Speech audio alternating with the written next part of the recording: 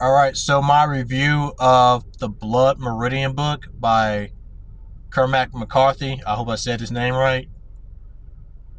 Before I get into the review, I just want this to be known.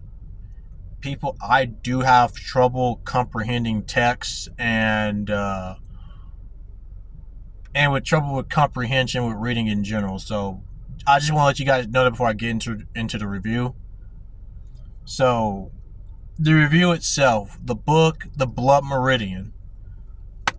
This book is known to be disturbing and is known for its like philosophical and its themes throughout the whole book. And I will say this: let's get the good stuff out the way. It's good at putting some characters in some heart wrenching moments. It's good at making an immersive atmosphere. I feel like, in my opinion, I'll get into why that is probably a deficit to the book in the first place. But it's good at being immersive. It's good at putting your characters in position to where it seems like they're just doomed, like there's no way out. Especially towards the end of the book. I think it did a masterful job towards the end. And I believe that's it.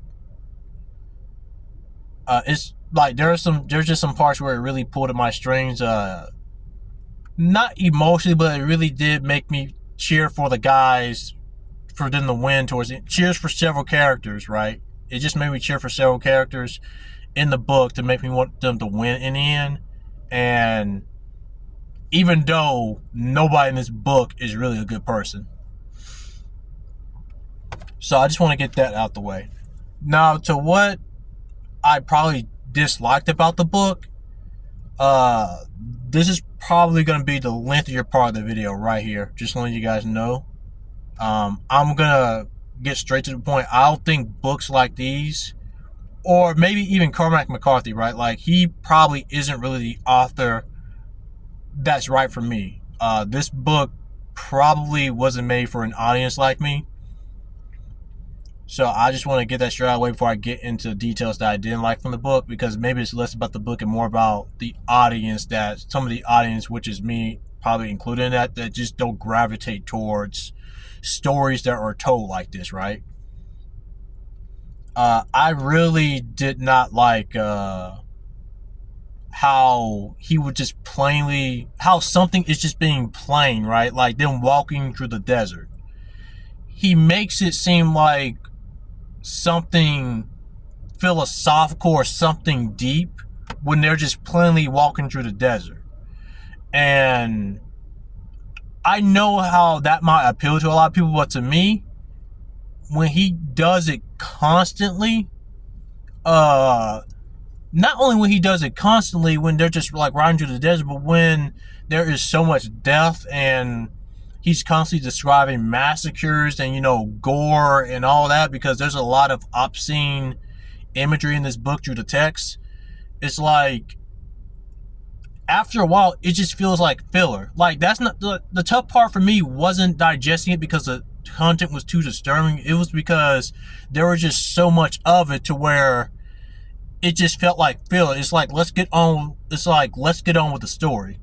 That was my mindset. Like, let's just get on with the story instead of like describe how they're walking through the desert and how it has meaning by the way he describes it. I didn't really resonate with that part. I just wanted the story to continue. And there are so many parts, especially when I first picked up this book, because I tried reading this book a couple of times and I just couldn't, because some events are just so straightforward with no reason behind them that I literally thought I was reading the book wrong. Like, it is so vague. It doesn't give you any information to the point where, I guess that's the fun part about it, is that it's left up to interpretation, to where it's like you have to come up with your own reasons and conclusions for why certain things happen. And sure, that might be fun to a lot of people, but to me, I think it, again, like, if you have a story to tell, and this is like a recurrent thing through my videos, it's like, you should just probably tell it.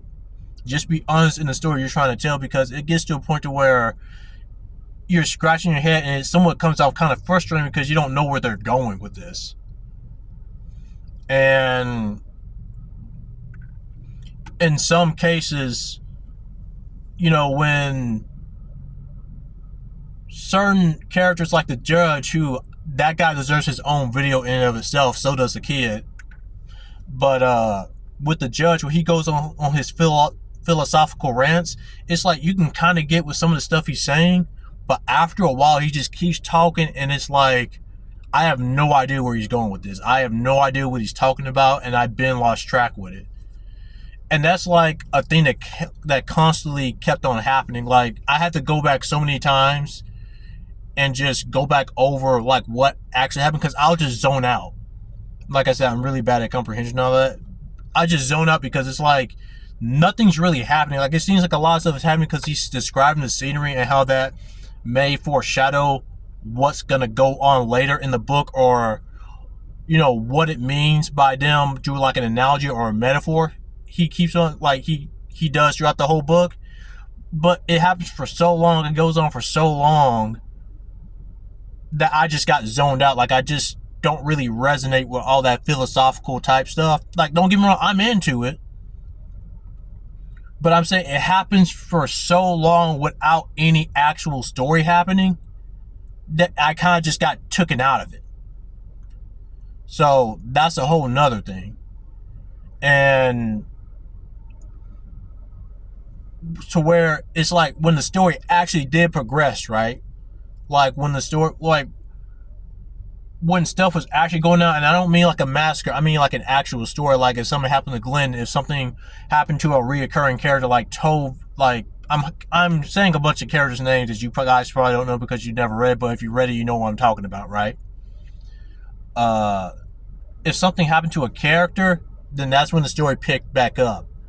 But there are just long stretches, right, where he's doing nothing but describing the terrain and making all these metaphors and, just describing random, obscene, disturbing stuff, to where you just get zoned out because ain't nothing going on. Like, it seems like a lot of stuff is going on, and I get why a lot of people like McCarthy's writing because of that, but in my opinion, that was a huge turnoff for me. It was a chore trying to get through that.